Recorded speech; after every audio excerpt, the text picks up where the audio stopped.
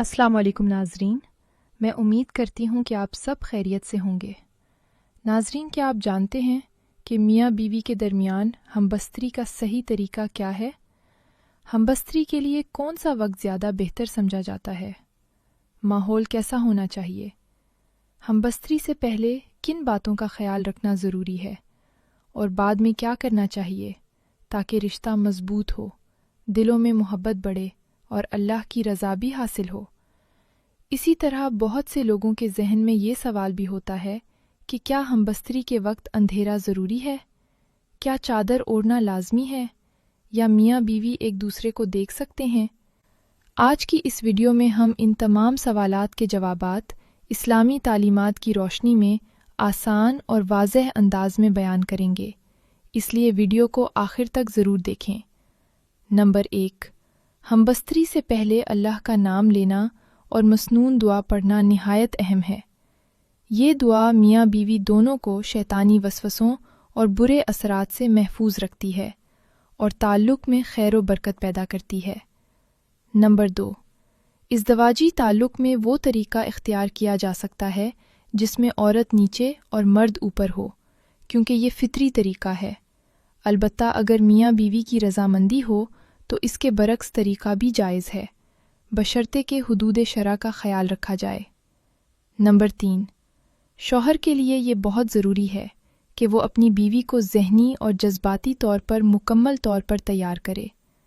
ہم بستری صرف جلدی پوری کی جانے والی خواہش نہیں، بلکہ ایک ایسا عمل ہے جس میں عورت کے احساسات کا خیال رکھنا لازمی ہے۔ پیار بھرے الفاظ، نرمی، توجہ اور محبت عورت کے دل کو مطمئن کرتی ہے۔ بغیر تیاری کے تعلق قائم کرنا نہ صرف ناپسندیدہ ہے بلکہ عورت کے لیے تکلیف دہ بھی ہو سکتا ہے۔ نمبر 4، شوہر کے لیے یہ جائز ہے کہ وہ اپنی بیوی کے جسم سے محبت اور قربت کا اظہار کرے، سر سے لے کر پاؤں تک، جہاں شریعت نے منع نہیں فرمایا۔ گال، گردن، ہونٹ اور چہرے پر بوسہ دینا اور جائز حدود میں محبت کا اظہار کرنا درست ہے۔ نمبر 5، ہم بستری کے وقت ایسی جگہ ہونی چاہیے جہاں کوئی دیکھنے یا سننے والا نہ ہو۔ رازداری نہایت اہم ہے۔ اگرچہ مکمل برہنہ ہونا اور ایک دوسرے کو دیکھنا میاں بیوی کے درمیان جائز ہے، لیکن حیا اور وقار کا خیال رکھنا ہمیشہ بہتر ہوتا ہے۔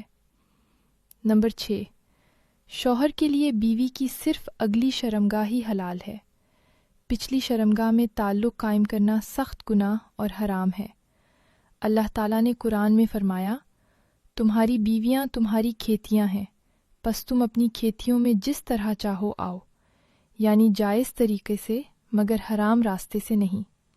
نمبر 7، شوہر کے لیے بیوی کے جسم خاص کو دیکھنا یا ہاتھ لگانا شرعاً جائز ہے، اس میں کوئی قباحت نہیں، تاہم اس کو بوسہ دینا مناسب نہیں سمجھا گیا۔ اسی طرح عورت کے لیے بھی شوہر کے جسم خاص کو دیکھنا یا چھونا درست ہے، مگر اس کو چومنا یا منہ کے ذریعے استعمال کرنا بے حیائی کے زمرے میں آتا ہے، اس لیے اس سے پرہیز ضروری ہے۔ نمبر 8، جب مرد کی شرمگاہ عورت کی شرمگاہ میں داخل ہو جائے تو دونوں پر غسل فرض ہو جاتا ہے، چاہے انزال ہو یا نہ ہو، کیونکہ محض دخول ہی شرعی اعتبار سے غسل کو لازم کر دیتا ہے۔ نمبر 9، ازدواجی تعلق کے وقت کمرے میں ہلکی روشنی کا انتظام رکھنا بہتر ہے، مثلاً 0 واٹ بلب۔ اگر مکمل کپڑے اتارنے کی نوبت آئے تو اپنے اوپر کوئی بڑی چادر اوڑھ لینا چاہیے تاکہ پردہ باقی رہے۔